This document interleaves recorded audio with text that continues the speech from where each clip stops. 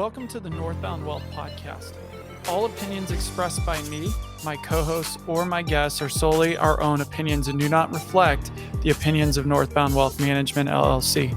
This podcast is for informational and educational purposes only and should not be relied upon for any investment, tax, or legal advice, or as a solicitation to offer or buy any securities. Clients of Northbound Wealth Management, LLC may maintain positions in the securities discussed in this podcast. I just want to go over the quick show format for those of you who are new to the show. Number 1, disclosures. 2, weekly market check. Number 3, insights on personal finance, on investing and education. 4, technical market spotlight. 5, wrapping it up, final thoughts. And I will interweave sometimes some fun stuff.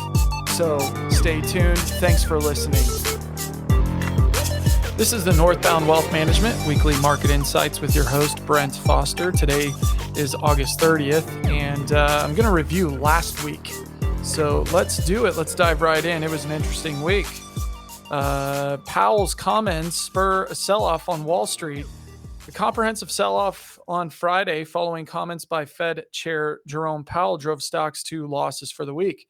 The Dow Jones Industrial Average tumbled 4.22%, while the S&P 500 dropped 4.04%. The NASDAQ Composite Index fell 4.44% for the week, and the MSCI EAFE Index, which tracks developed overseas stock markets, lost 1.10%. So the Dow closes the week out at 32,283, and that means year to date, it is down 11.16%. The NASDAQ closed at 12,141, which is down 22.39% for the year. The MSCI EAFE index closed at 1,898. That's down 18.73%. The S&P 500 closed at 4,057, which is down 15.32% for the year. The 10-year Treasury note closed at 3.04%. That's down 6 basis points for the week. That's up 1.52% for the year. That's great considering inflation is real high. So as a recap, stocks dropped on Friday following Powell's remarks, reiterating the Fed's inflation fighting resolve. While his comments did not break new ground, markets reacted severely, perhaps on worries that interest rate hikes may continue into next year. After starting the week sharply lower on renewed rising interest rate and economic slowdown fears, markets staged a modest turnaround beginning midweek. Stocks rallied on Thursday, sparked by revised GDP or gross domestic product estimates showing the economy shrinking less than initially estimated. Thursday's rally also got a boost from regional Fed Reserve Bank presidents who suggested future rate hikes may be in line with market expectations. Powell at Jackson Hole. So in his much anticipated speech at the Jackson Hole Economic Symposium, Powell basically didn't flinch. He reaffirmed the Fed's commitment to raising rates to lower inflation, even if it results in causing pain to individuals and businesses. Wall Street focused on Powell's presentation in the hope that it might provide greater clarity on future Fed direction, though his remarks ultimately went no further than restating past communications. Powell commented, quote, "We are moving our policy stance purposefully to a level that will be sufficiently restrictive to return inflation to 2%, end quote. This statement may have put to rest any thoughts that the Fed would soon pivot on rate hikes." Interesting. This week, key economic data. So Tuesday, consumer confidence, job openings, which is the JOLTS survey. Wednesday, ADP processing or automated data processing reports. That's a gauge on employment and how that's going. Thursday, jobless claims. The ISM manufacturing index survey is released. Then Friday, the employment situation and factory orders are updated and released.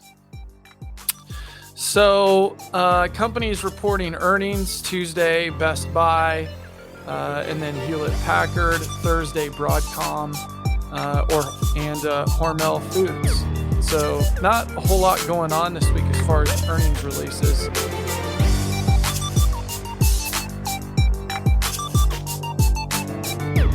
In the book Raising Men, From Fathers to Sons, Life Lessons from Navy SEAL Training, written by Eric Davis, Navy SEAL sniper instructor, there's an excerpt out of his book that I wanted to read. It's written by one of his buddies, Chris Sinog, who has spent his life training people in the world of sniping, if you will.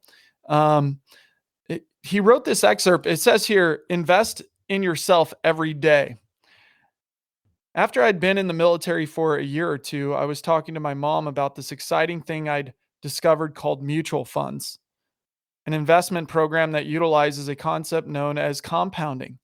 If you invest a little bit of money each month, that money will grow. She said, yeah, Chris, that's how we made our money, through mutual funds. And Chris goes on to say, I remember sitting with her right there thinking, wow, I had to learn this lesson on my own. That's kind of crazy that my parents didn't explain finances or the power of investment to me as a young boy. As a father, I really wanted to make sure that I taught my sons about the importance of financial stability and planning. I recently read a good book called The Compound Effect by Darren Handy. In that book, the author talks about two people having to choose between getting $3 million up front or getting a penny that will double each day for 31 days. So it's interesting to see what happens to the person who chooses the penny, because their first 15 days seems like the growth is minimal. 2 pennies, 4 pennies, then 8 pennies. You're at day 15 and you only got $160, and the other guy has 3 million, is living in Tahiti drinking margaritas. However, by day 31, that penny has become about $10 million. I wanted to teach my boys, who were 9 and 11 at the time, that lesson. I had them both read the book about the importance of practice, because I am a trainer and teach firearms, and I believe how you practice is so much more important than what it is that you're practicing. I wanted them to understand that, so I had them read the book about the importance of practice. And I told them that if they finished it and wrote a little report on what they learned, I'd give each of them $100. They both took me up on the offer, finished the book, and wrote the report. When I sat down with them to discuss the book, I had a $100 bill in one hand, and in the other hand, I had a penny.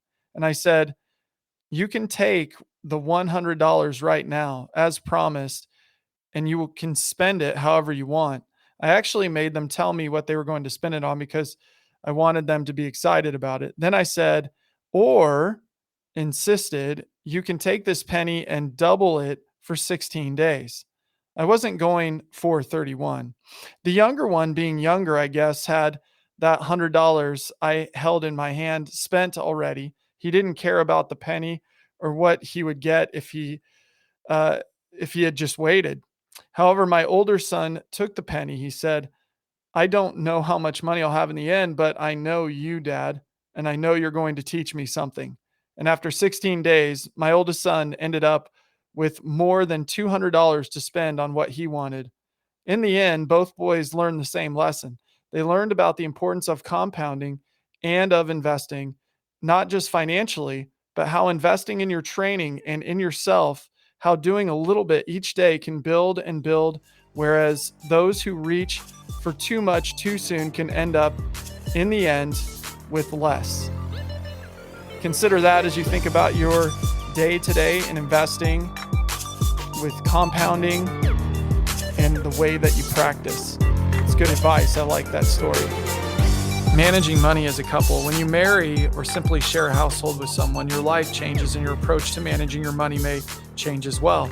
The good news is usually not so difficult. At some point, you'll have to ask yourself some money questions that pertain not only to your shared finances, but also to your individual finances. Waiting too long to ask or to answer those questions might have some consequences. First of all, how do you propose setting priorities? One of your first priorities should be simply setting aside money that may help you build an emergency fund. But there are other questions to ask. Should you open joint accounts? Should you title your assets that are owned by both of you? How should you title those? How much will you spend and save? Budgeting can help you arrive at your answer. A simple budget, an elaborate budget, or an attempt at a budget can prove more informative than you realize. A thorough line item budget may seem a little over the top, but what you learn from it may be truly eye-opening.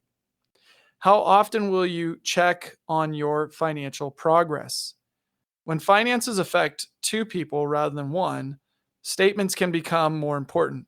Checking in on these details once a month or at least twice a quarter may keep you both informed so that neither one of you has misconceptions about household finances or assets. Arguments can be avoided when money misunderstandings are resolved through checkups. What degree of independence do you want to maintain? Do you want to keep some money separate? Some spouses need individual finance or, quote, space, end quote, of their own. There's nothing wrong with this approach. Can you be businesslike about your finances? Spouses who are inattentive or nonchalant about financial matters may encounter more financial trouble than they anticipate. So watch where your money goes and think about ways to pay yourself first. Set shared short-term, medium-term, and long-term objectives. Communication is key to all of this. Watching your progress together may well have benefits beyond the financial, so a regular conversation should be a goal.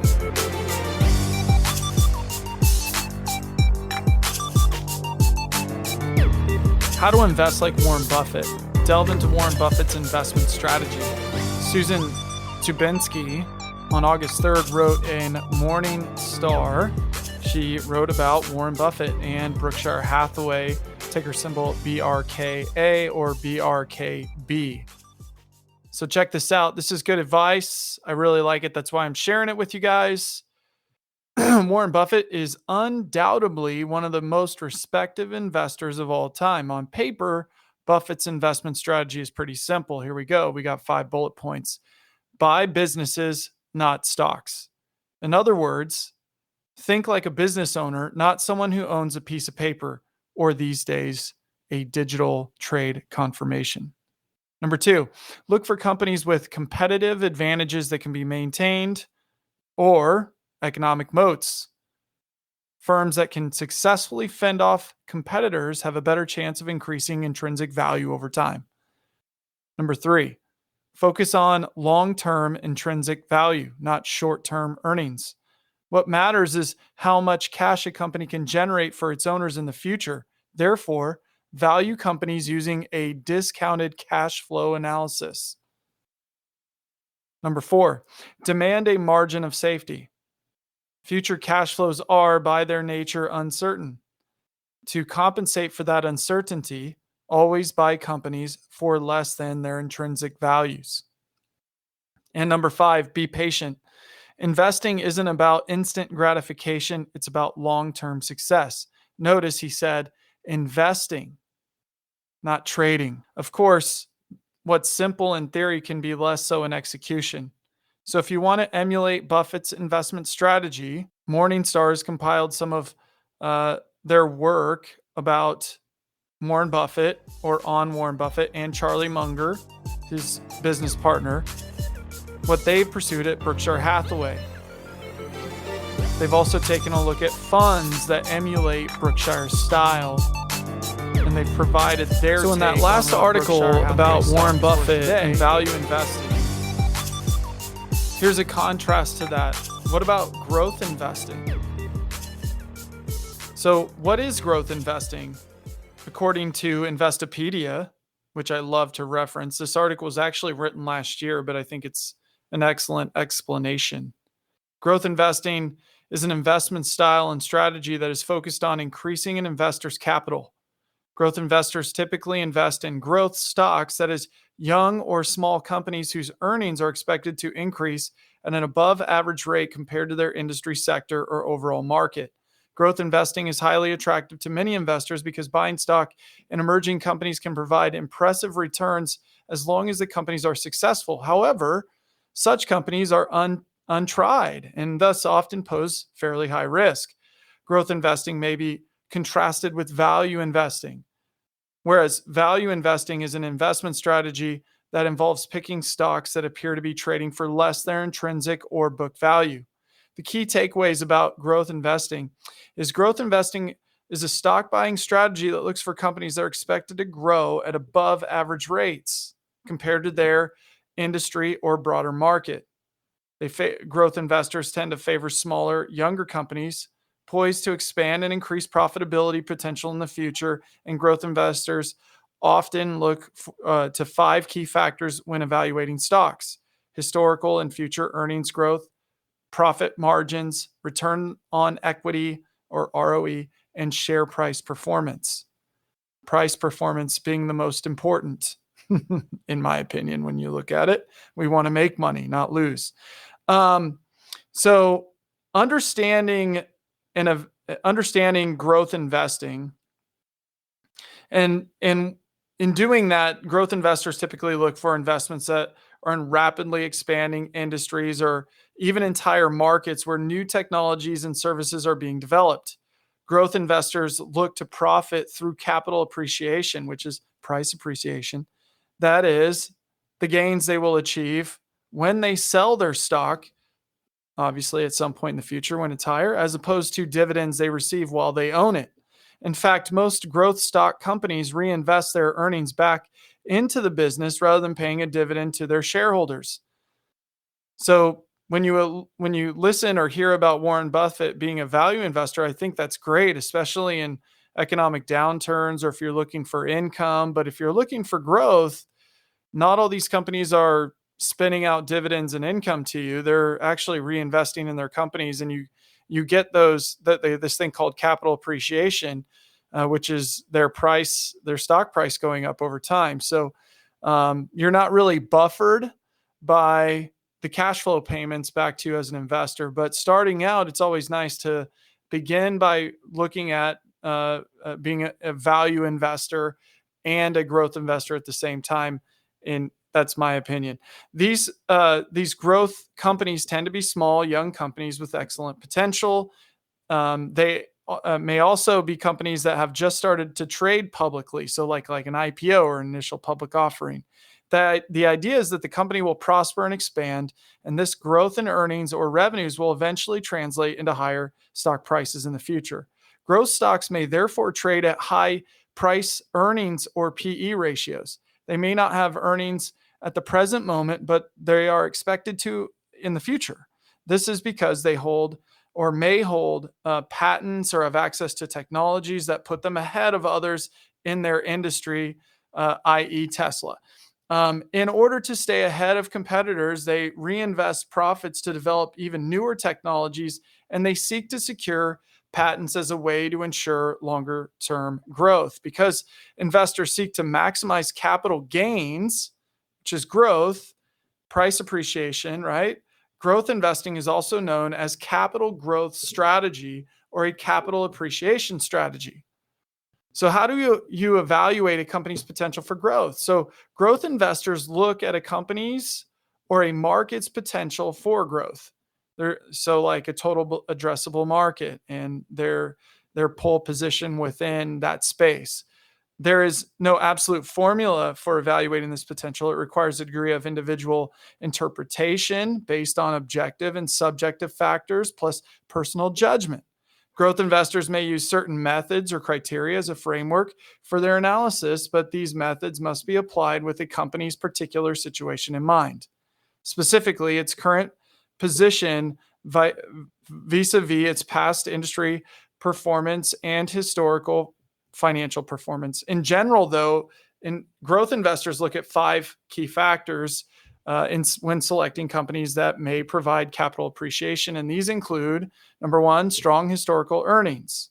Companies that show a track record of strong earnings growth over the previous 5 to 10 years. The minimum EPS, or earnings per share growth, depends on the size of the company. For example, you might look for growth of at least 5% for companies that are larger than $4 billion in market cap, 7% for companies in the $400 to $4 billion range in market cap, and 12% for smaller companies under $400 million. The basic idea is that if the company has displayed good growth in the recent past, it is likely to continue doing so moving forward. Now, you got to cross-reference that with technical analysis and watch the charts and understand where they're trading, and that you're not paying too much for future growth.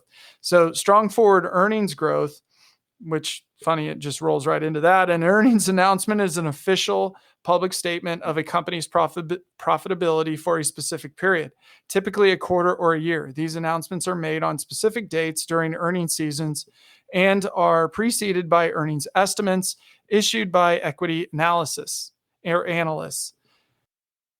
It's these estimates that growth investors pay close attention to as they try to determine which companies are likely to grow at above average rates compared to the industry. Strong profit margins. A company's pre-tax profit margin is calculated by deducting all expenses from sales, except taxes, and dividing by sales. It's an important metric to consider because a company can have fantastic growth in sales with poor gains in earnings, which could indicate management is not controlling costs and revenues. In general, if a company exceeds its previous 5-year average of pre-tax profit margins, as well as those of its industry, the company may be a good growth candidate. Strong return on equity, or ROE. A company's return on equity measures its profitability by revealing how much profit a company generates with the money shareholders have invested. It's calculated by dividing net income by shareholder equity. A good rule of thumb is to compare a company's present ROE to the 5-year average ROE of a company and the industry.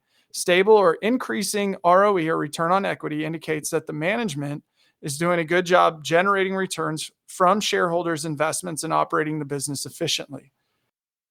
Finally, strong stock performance. In general, if a stock cannot realistically double in 5 years, it's probably not a good growth stock. Keep in mind, a stock's price would double in 7 years with a growth rate of just 10%. To double in 5, the growth rate must be 15%, something that's currently feasible for young companies in rapidly expanding industries.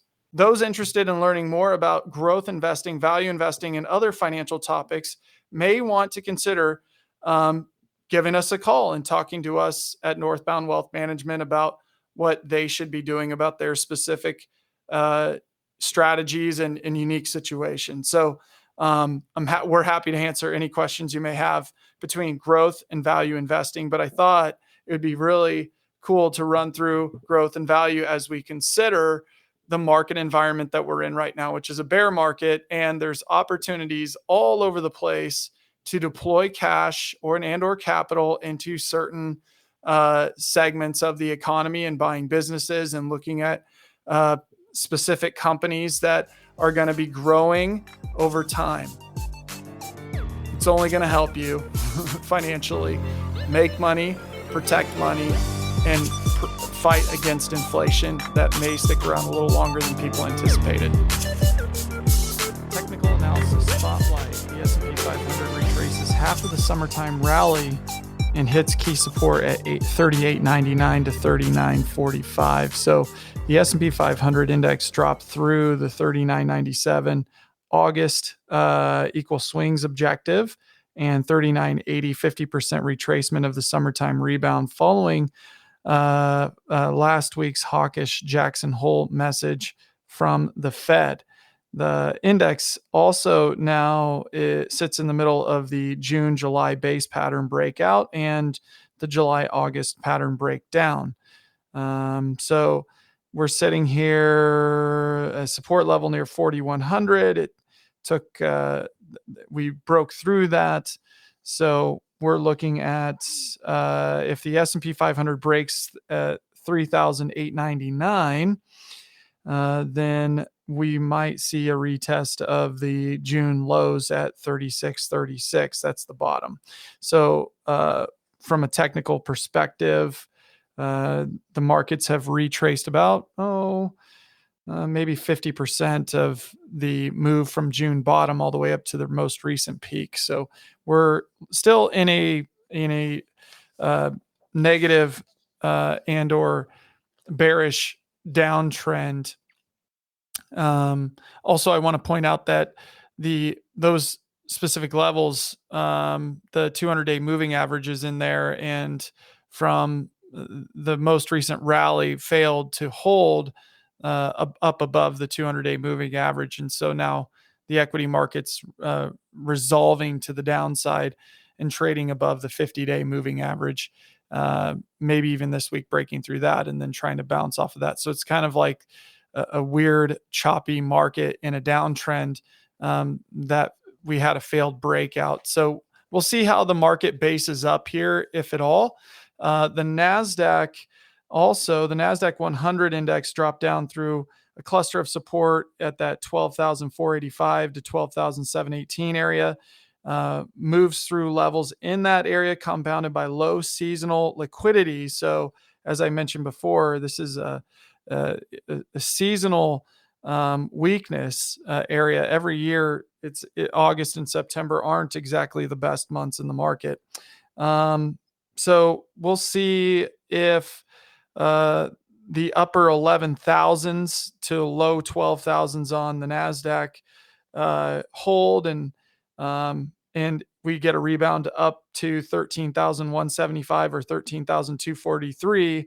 If we get a rebound up in that confluence area, then we would derail the latest bearish momentum that we've got right now. So in the near term, we're going to be monitoring the markets to see how the equity markets are going to be trading, the S&P, the NASDAQ, and then the Russell, which is Russell 2000, small mid-cap companies out there, and see where they're all trading. But right now, a lot of the indexes are trading below their 200 days, but right at or slightly around their 50-day moving averages that I mentioned earlier. I'm also going to touch on the Euro Stock X index and also the MSCI EAFE index. Both of those indexes are in bearish trends.